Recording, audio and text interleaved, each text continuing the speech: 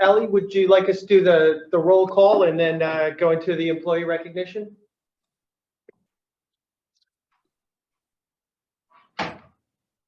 That sounds great. Sorry, my computer was frozen for a second. I was trying to bring it up. Okay. Vicki, do you want to do roll call, please? Yes, Davidson. Here. Donovan. Here. Fleetwood. Here. Hawkinson. Here. Huthman. Here. Cortice. Here. Lautenbach. Here. Darwin. Present. And Executive Sadhu is absent. And I'm looking, I don't see Michael Lilliquist yet. Michael Lilliquist is here. Oh, great. Thank you.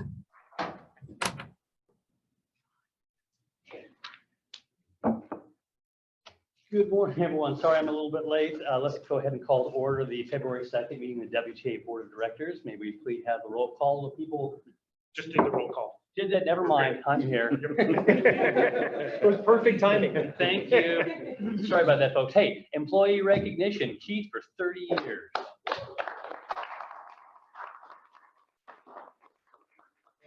Good morning, everybody. It is my pleasure to welcome Brian Richardson and Keith Morris as we celebrate Keith Morris's 30 years of service to our community. Brian, I'll turn it over to you. We've got a slideshow that's coming up as well.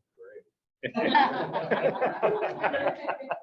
First of all, I've got Keith's 30-year service pin to award to him today in the board meeting. So quite an accomplishment. I was just thinking about that. So it's a big accomplishment. So got a couple of pictures of Keith here from the way back machine. You know, he's Keith's wife Kathy also worked here, so he always kind of brought this. The two of them really brought this family atmosphere here at the WTA. Keith has filled many roles here. He's been a substitute expediter in the past. He's currently a dispatcher sub. He was our union ATU president from 2009 to 2012. And he's also very photogenic. He's been used in a lot of our recent WTA media for our website and other items. He was even in a video for teaching youth how to ride the bus. He was on the video, he's trying to sneak his way on the bus. There's a bunch of kids getting on free, and then Keith comes up next to him and he's like, On you, yeah. tries to get a free ride, but doesn't work. So yeah, back in February of 1993 is when Keith started as an operator, and still currently active in the union. He's a union steward supporting his fellow employees in that role still. And again, fills in a lot as a substitute dispatcher, and he's very flexible in helping out. We really appreciate all that help. So he's fills many roles here at the WTA still after 30 years. Some people at that point, they're just like, oh, just let me drive the bus, leave me alone. But you know, Keith was really an active participant in so many things here at the WTA. So pretty honored to be here today to honor that 30-year milestone for Keith's career. Thank you. Awesome. Thank you.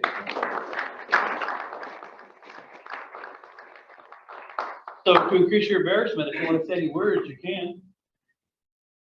I just want to say it's been a great place. He said my wife worked here. She was here for 31 years, just retired last December. It's been a great place for us to be able to work and support our family, and it's going to be missed. She already misses it, sort of. And so hopefully my turn to retirement's coming up. It's been nice. All good to hear. Thank you very much. It's great. Congratulations. Thank you. Okay, thank you. We'll keep moving on. The next item is citizen communications. Are there any citizen communications for the board that we don't already know about? Vicki, did you receive any? No, there are not. Thank you. Okay, thank you. We'll now go on to a closed session under state law. Collective bargaining updates are eligible for a closed session. We will close the session, and this will take approximately how long? And in about 15 minutes, we'll reopen the general public meeting. Okay. All right. I will send you all over into the closed session, and then I'll stay here online with everyone else All right, and all right. update you And I'm getting a little tired. Thank you. regarding the time.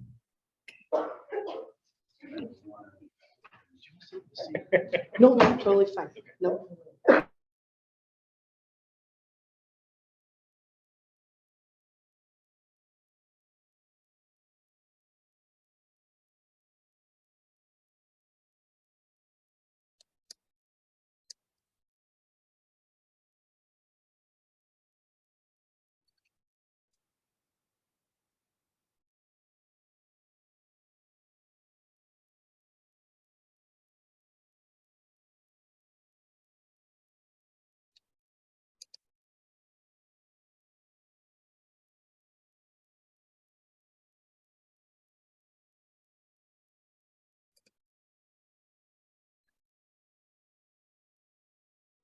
Tim, I have sent you something to push so that you can go over into the closed session. I don't know if you see that.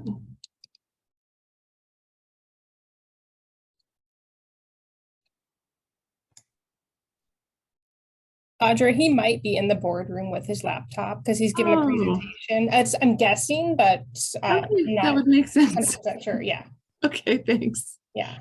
All right. Okay, I'll be back to update you in 15 or less. Thanks.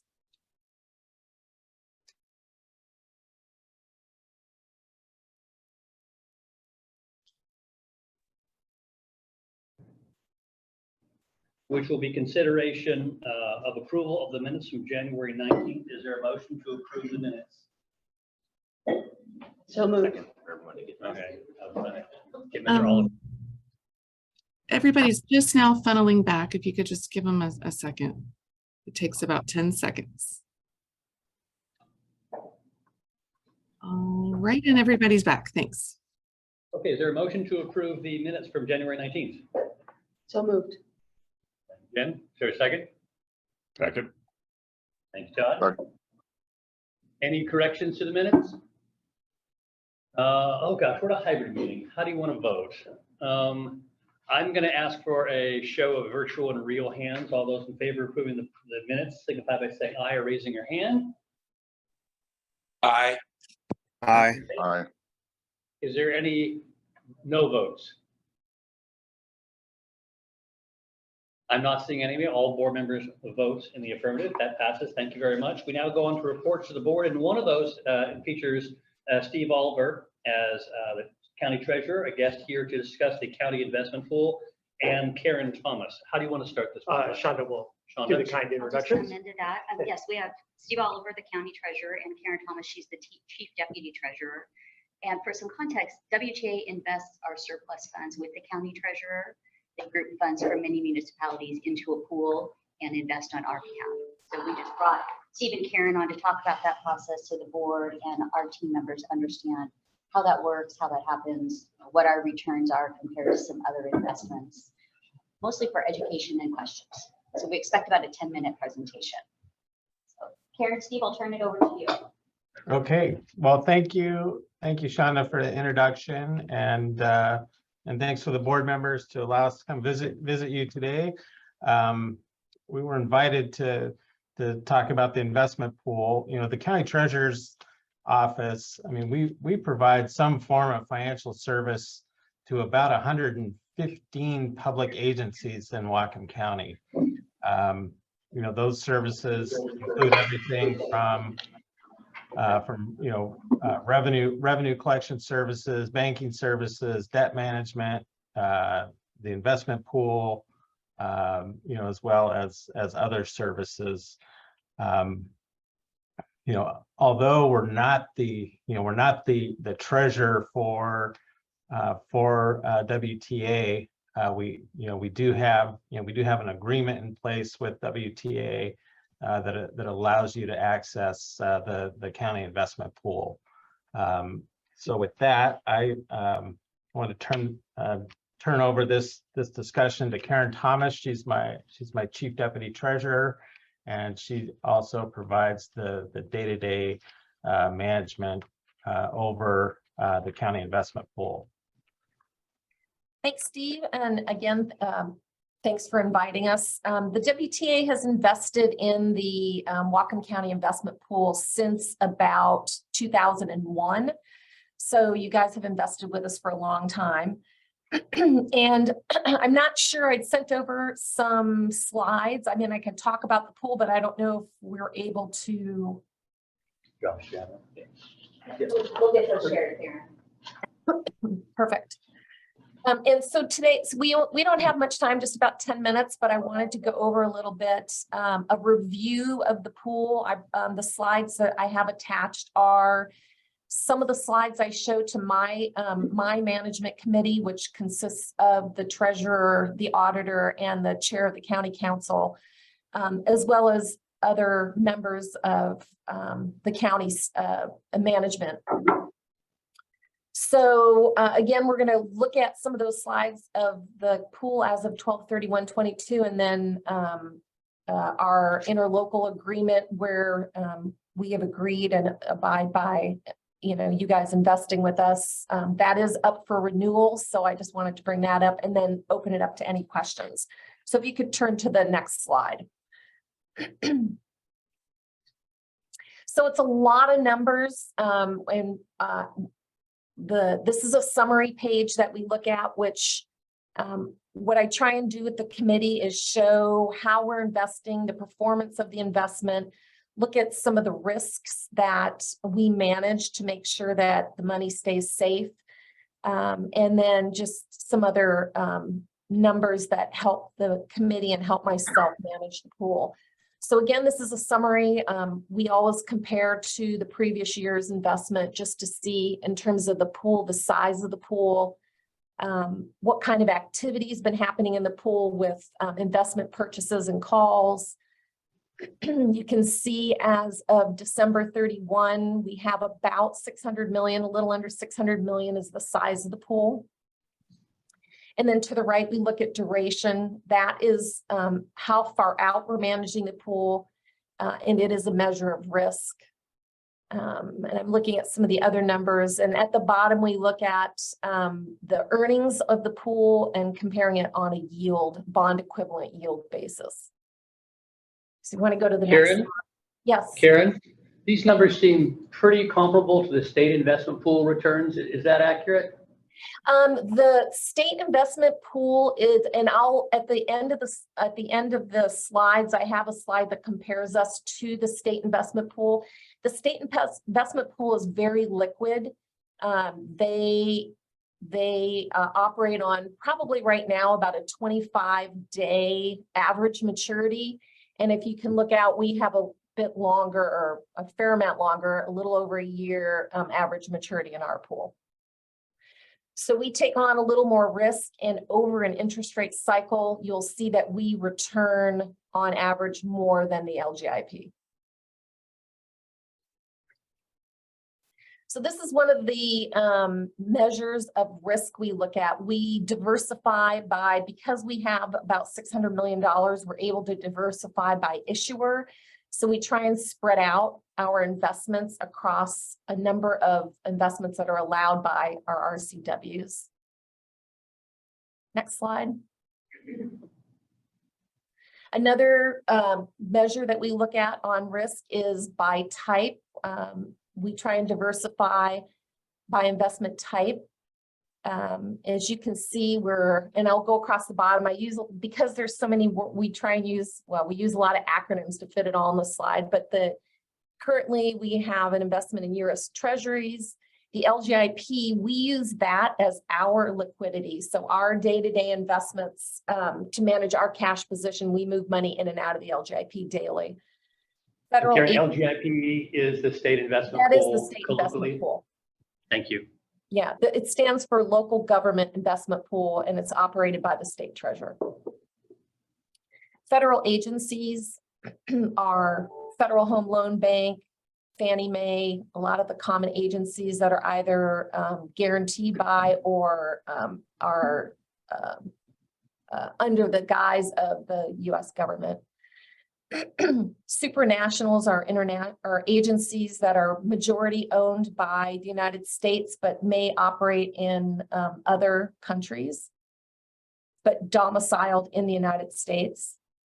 And then CDs, the last couple of years, we've had a fair number of CDs, but with the dramatic rise in interest rates, a lot of the banks have pulled back, and currently we do not have any CDs in our portfolio. With those, we try and put money in with local banks, trying to keep some of the investments we make local. And then another category that we invest in is municipalities, both within and without, outside of the state of Washington. Next slide. This is another look at the diversity of the investment portfolio, and we look across 3 years. You can see in general what investments are attractive and what investments we're able to buy in size stay relatively the same. Next slide. Another thing we look at in terms of managing the portfolio, is diversifying by who we buy our securities from. And this is another look at type of securities. And this is purchases that we made in 2022. And on the right, you can see we spread the business out among a number of brokers. And again, that shows the distribution of how we purchased assets in 2022. And next slide. Another risk factor is since we do invest out a year, but we measure the portfolio on a book value basis, which means you have assurance that when you invest $1 in the pool, that you get $1 back from the pool. So in order to ensure that, we make sure we have maturities lined up on somewhat of a ladder basis.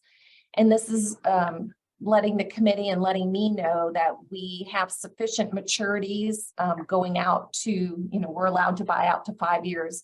And it just shows that we have maturities coming in to assure we have liquidity in the portfolio to liquidate as districts and participants in the pool need access to their money. Next slide. This is our pool participants. And I broke it out by categories as opposed to individual districts.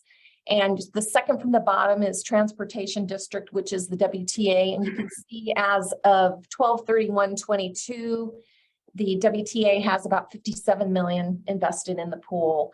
And that's a jump from last year, about 20 million over. And one of the questions that I will be asking Shonda, and that we ask of all of our districts is, plans for your money. And just so we know we have the liquidity available for when you need your money. So that's one thing that we discuss every now and then. All right, thanks, Karen. And on the bottom, you'll see I also took a look at the earnings. So for 2022, the WTA has earned $235,000 from their investments in the pool, and that compares to $106,000 from 2021. And the two factors that go into the fact that you have more than doubled your interest earnings from 21 to 22 is the larger amount, the greater of the investments in the pool, as well as interest rates have risen dramatically this last year. And next slide. And this shows just how dramatically, it's a little messy, but the top graph shows our pool, the WCIP, which is in blue, compared to the LGIP. And you can see as interest rate cycles come and go, since the LGIP is shorter, it's able to reinvest its assets.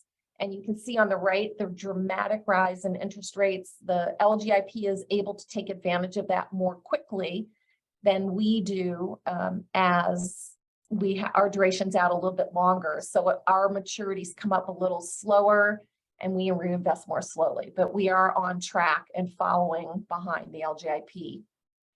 Over the course of an interest rate cycle, historically, the WCIP outperforms the LGIP between 1/4 and 1/2 of 1%.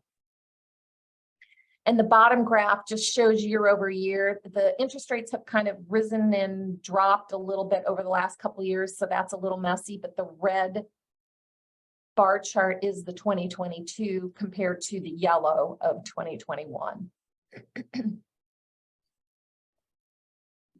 And does anyone have questions on the investments? We have on our website, we have our investment policy and our operating terms and conditions documents, which is available for the public. We also, the committee that governs the WCIP also meets quarterly, which is open to the public. So we can make those dates available if people have more of an interest in learning more about the WCIP. Any questions on what I went over? And I had one or two other things I wanted to bring up. No? Okay. I guess, Aaron, this is Les Reardons with WTA. I was wondering on investments with the municipalities, is that, so we have a line of credit, but are there investments that we could work out between the county, like a line of credit or a loan, or if we had some project we were trying to finance, is that a possibility? So Shonda had mentioned that to me, and Steve and I have been thinking about that. Typically when we, on very rare occasions, we do lend on a short-term basis out to districts and departments in the county. So we're playing around with that a little bit, because usually as the treasurer, we receive the tax monies and we have assurances that, the tax monies are available to repay those debts. So, Steve, I don't know if you want to add to that. Yeah, I would just add, that, I think that'd be a good discussion to continue with you, Les. Just to kind of see, what we could possibly do to, just to help support our local public agencies in that way. A lot of times, we have, very small districts that, have projects that they're trying to accomplish, and maybe there's a state grant, but it's a reimbursement grant, but they don't have the cash to actually perform the work to get the reimbursement. So those have been mostly the situations that we've addressed in the past. But there's certainly some options that we're starting to see in across the state, some more creative thinking.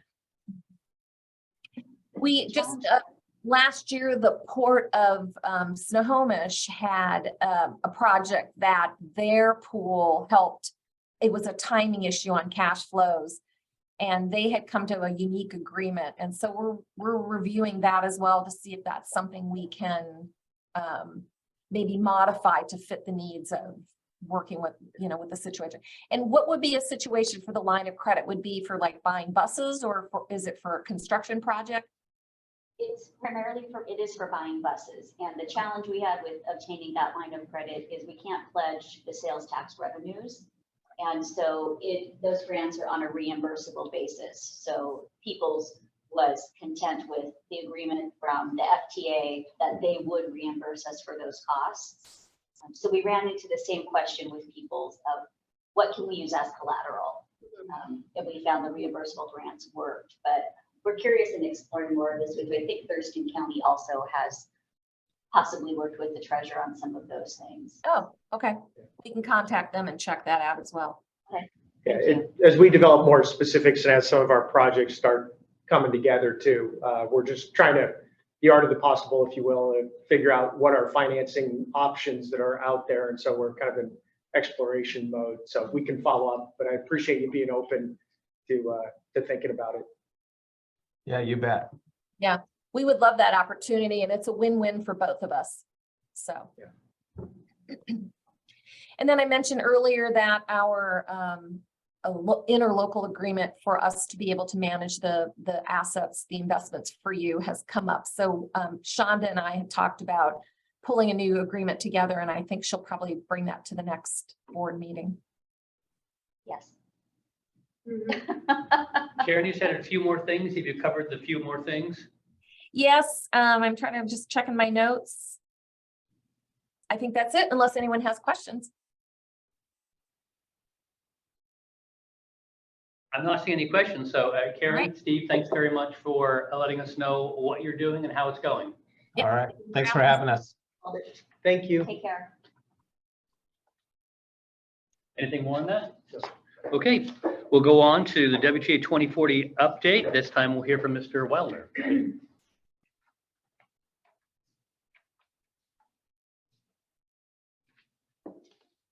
We were going to hand out magnifying glasses for the, it was there, but Tim decided he'd put it up on the screen to make it easier. Or you could order the 11:17 version. if you would like. Okay, so the purpose of this item is to update you on WTA 2040, our long-range transit plan. The board adopted it about a year ago, February of 2022. So still pretty new, but we did want to keep it live, keep it relevant for all of you, and just kind of continue to provide an update over time so you know that we're still using the plan, we're still following the plan's guidance. So today I want to focus on two key elements of the plan. One is the implementation of the strategies. Those implement our goals. And then I also want to talk a bit about our service and how we're implementing the network plan that was contained within WTA 2040. So just kind of the story that I want to tell about implementation at this point, given that it's very early, is that we are progressing quite nicely on key aspects of the plan. We're making good progress. Right now, I think Les has thrown in a term which I kind of like, the year of the study. So it kind of started for us last year, but we continue with various studies. You'll see that in a minute.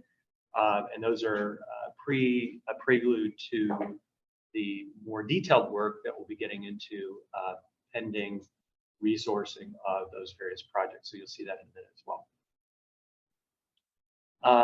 Just a little bit of grounding here about the plan itself.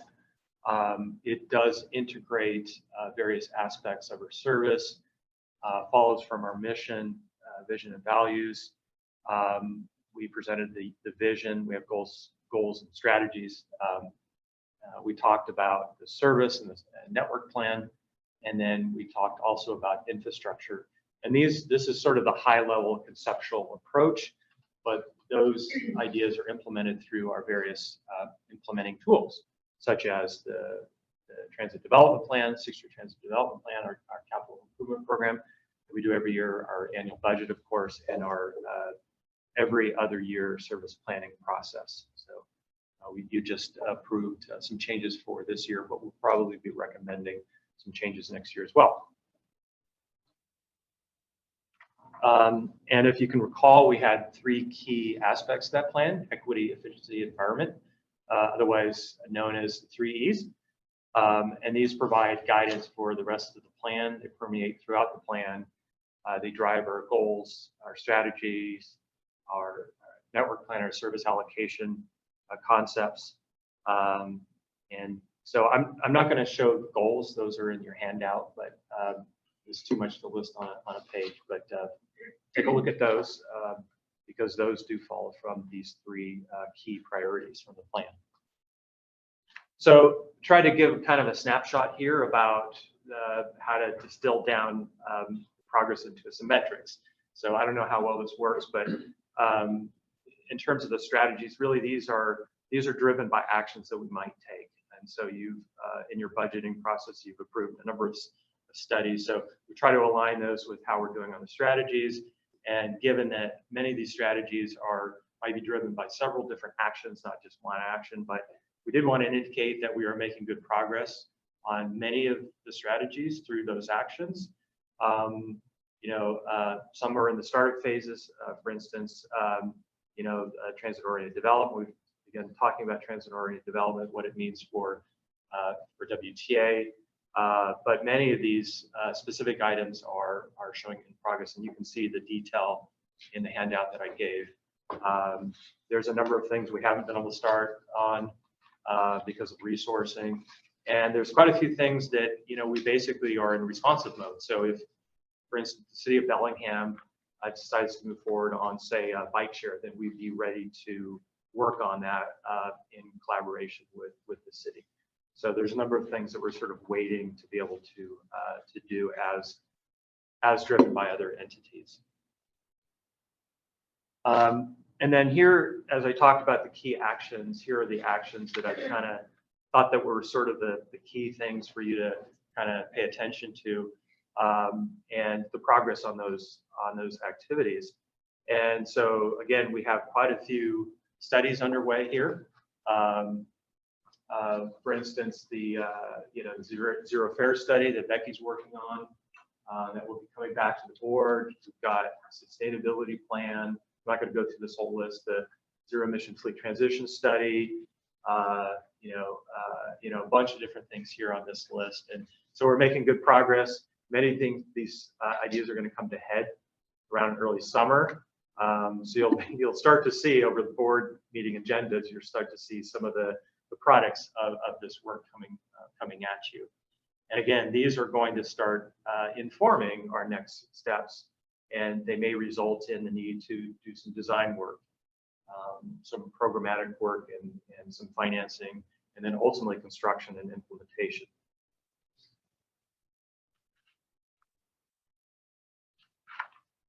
So transitioning a little bit to now from away from strategies to the actual service allocation. This is a concept map that you approved as part of the WTA 2040, and it illustrates where we would provide future service and the levels of service. And again, it's used as a framework. It's not a specific service plan itself, but it does provide us with some direction on where we can make investments in our service long term. It does depend upon different aspects like the budget and what we allocate for service, obviously, and how much money we have for that service. It depends on our performance and performance issues we might have, and that's where we might set some priorities for the service. Also, it might be driven by gaps in service. So there's some areas where we think we might want to add that don't necessarily show up on this map. And it is implemented through our biennial service process, as well as the 6-year plan that we're working on. And then WTA 2040 also talked about the outcomes, and so this kind of shows you, some of those key outcomes that we felt were measurable. Obviously, there's a lot of things that are difficult to measure. I would say, sort of, just kind of as a way to capture how well we're doing in terms of service allocation. I think progress is still early, obviously, but I think a lot of progress is impacted by still recovering from the pandemic. Ridership is still returning. It's not quite at 2019 levels. Not sure it ever will be, but we are getting closer to the 2019 over time. There are some issues with the data, so we're waiting for some of those data issues to be resolved before we start making some deeper recommendations for service changes. We're trying to get data ridership by trip, so we know if the trips that we're providing are useful for our passengers. There's uncertainty with the budget. We want to make sure that we're on firm ground with our budget, so we can make some recommendations that get funded and stay funded over a long period of time. And then there's some external factors that will drive what we'll implement. Those are things like construction projects. Another example, City of Bellingham working on construction of a roundabout at Bakerview and James. So it's an example of a project we have to wait to implement service around that construction project. And then the other key pieces are performance measurements. How successful are we in meeting the needs of the community? And so we're working on revising our service standards. We're calling these evaluation standards, and this is just an illustration of one of those standards that measures equity. This is a challenging area to measure, but the best way we've found, and the industry standard seems to be heading to measure access to opportunity. And so this is kind of the current access to opportunity here of different types of destinations by people in poverty. So this is just one specific population that we're measuring in this graph, but we do have a more holistic measurement that we're looking at to measure our other priority populations. So the minorities, people with disabilities, zero vehicle households, seniors, those are our priority populations we're measuring. So this is just basically an illustration of that. So we develop evaluation standards, again, to determine whether or not the things we're doing are successful and whether or not we're connecting community members to the places they need to go and the times they need to go there. So we're going to have service standards. We're going to be working on performance standards, which is an overall measurement system. Evaluation standards apply to specific routes. And then we'll also have design standards. What's the best way to provide service and routing?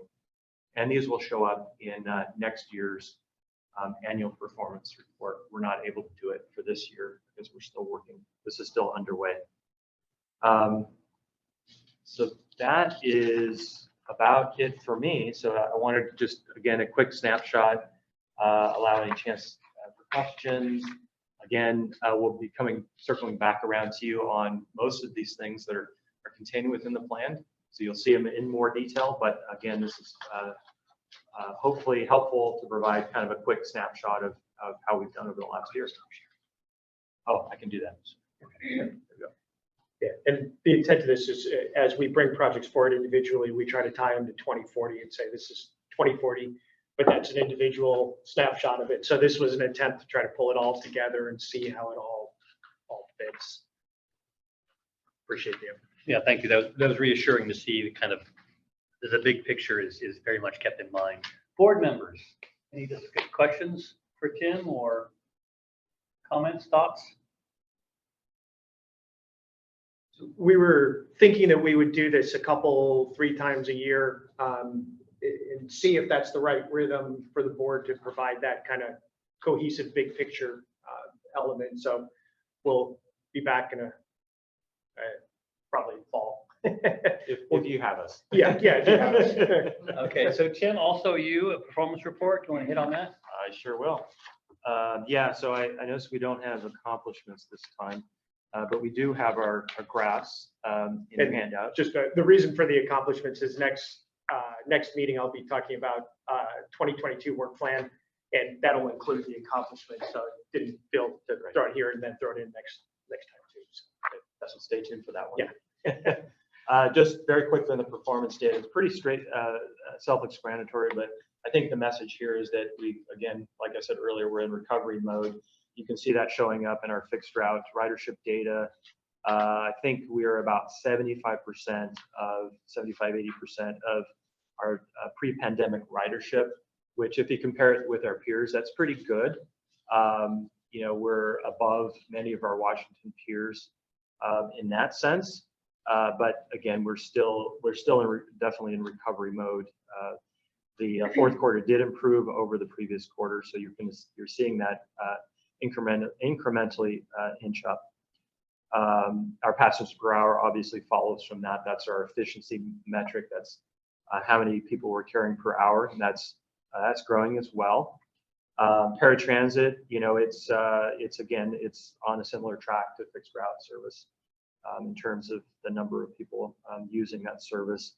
And then finally, van pool has been about the same over this last year. We've had about the same number of vehicles. It's growing a little slower, but we have hopes and plans and dreams for that service next year. Part of the constraint there is the number of vehicles that we have. We have a number of vehicles that are going to need to be retired and have high mileage. And if we decide to grow the program, we're going to need some additional van pool vehicles, which is now constrained by the availability of those vehicles and getting those ordered. So that is kind of a pipeline constraint, but we're hopeful that we can grow that program because of some of the new tools that the state has given us in terms of how we open the program to different purposes, not just for work purposes, for other purposes. So we'll be working on that over the course of this year. One of the things we're assessing with that too is the board gave us a tool about geographic how to pay for it going forward, as opposed to the way we used to do it, which hopefully will allow more people, make it easier for people to use as well. Okay, thank you. That was performance report. Any discussion on this? Seeing none, we'll go on to the final report, general manager's report. Yes, sir. So as Tim said, to piggyback on the 2040, as last month was the Lunar New Year and Year of the Rabbit, we've been jokingly referring to this year as Year of the Study for us. And Tim clicked off some of the big muscle movements that we've got going on: transit-oriented development, due diligence, speed and reliability and rapid transit, the on-demand study, zero-emission bus transition, zero fare, sustainability. So there's a number of things that we're doing this year. And where that ties is, as you may recall, over budget discussions that we talked about, 22 through 24 were kind of our study, assess, prep, figure out what do these studies tell us, how do we organize correctly to be able to execute on these things, how do we finance, all those kinds of things. So we're still working through that. Then 25 through 27 was kind of the construction phase, acquisition, getting things done. And then at that point, then spend a couple of years kind of retrofitting, assessing how things are working, rebuilding money, those kinds of things. So the reason I wanted to bring that up was in light of the treasurer and that the money that we have in that pool, to recall that money will be accounted for. So it's sort of like if you're putting money away to fix your or put in a new deck, or do a house remodel or something, you save up and then you have that money, because things like zero emission bus transition will be north of 100 million. Transit-oriented development will require some investment. BRT will require investment. So there's a number of things that will be coming down the road that tie back to the board's strategic direction to us, which was develop transformational items for things. So as we've been looking at that, that's what these studies are doing, are figuring out, are there ways to transform, to hit that board strategic direction on transformation. Those are elements of that. We'll have to see what that assesses, what that means for organizational design, for resourcing, and how we access that. So again, this is the kind of year of the study and preparation and developing partnerships and those kinds of things. And that's why the kind of treasurer, them being here is great, because that's a potential partnership that we're exploring as in this year of the study as it goes forward. So there'll be a number of things that we'll be talking about. As Tim said, we're in the midst of trying to figure out how we structurally organize those things so we don't overwhelm ourselves and the board and the public on all those. But it'll be there's some really exciting things that will help WTA work across silos with other jurisdictions to try to help solve some of these complex societal problems that we have, whether that's housing, transportation, costs of transportation, childcare, those kinds of things. What are the elements that we can bring our strengths to match with some of these other entities within the county to do that across the silos? So it's pretty exciting, and we're looking forward to future discussions on that. So that's a big thing. Dropping down to some of the more tactical level things.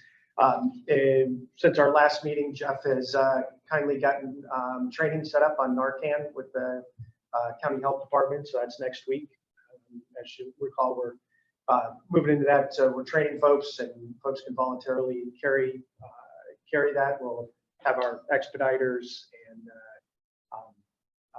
folks, supervisors and so forth, if they want to carry that, they'll have that. And we begin with our AEDs and our medical kits and so forth, facilities and things. So that's moving forward. Wanted to follow up because we said we were trying to schedule the training. So thanks to Jeff, we've got it scheduled now. One of the other challenges that we're going through is our restrooms down at Bellingham Transit Station, or Bellingham Station.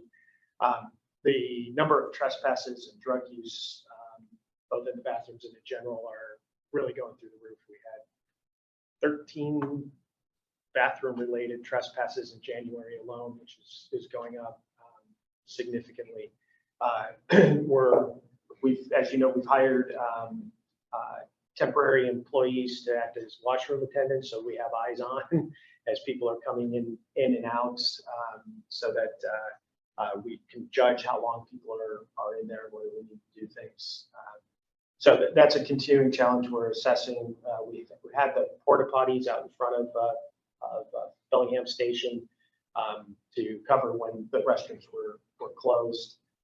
We opened those up. Those are one person I talked to, one of the expediters referred to it as a drug hut. And so we're assessing that and whether to keep those. And okay, we wanted to figure that out. So got the thumbs up from Eric. We will be removing those. They'll be removed today, tomorrow, or Monday, depending on when the contractor can come in. Yeah. So it's kind of a balloon as we squeezed it. That's where drug use started becoming very prevalent. And as we mentioned last month, Butch and Kevin had to use Narcan to save somebody. And it's one of those things that things are changing. So the city of Bellingham, I've been talking up the virtues of what's called the Portland Loo for several years. Are you familiar with the Portland Loo? Are those the kind of trailer?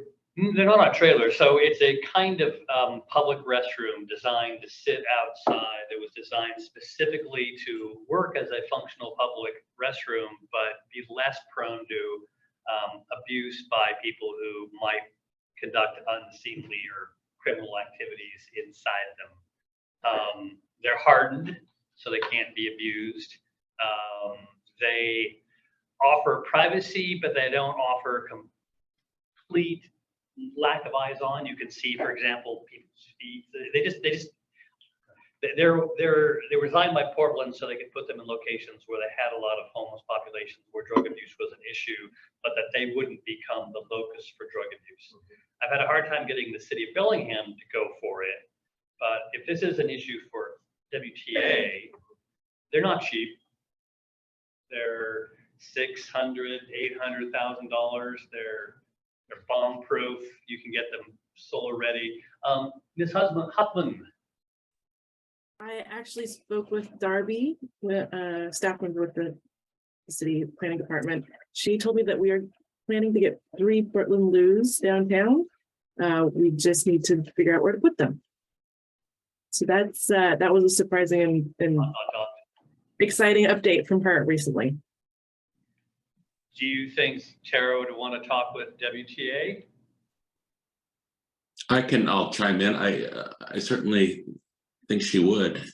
This has been a topic that council has brought up and staff has observed the need for.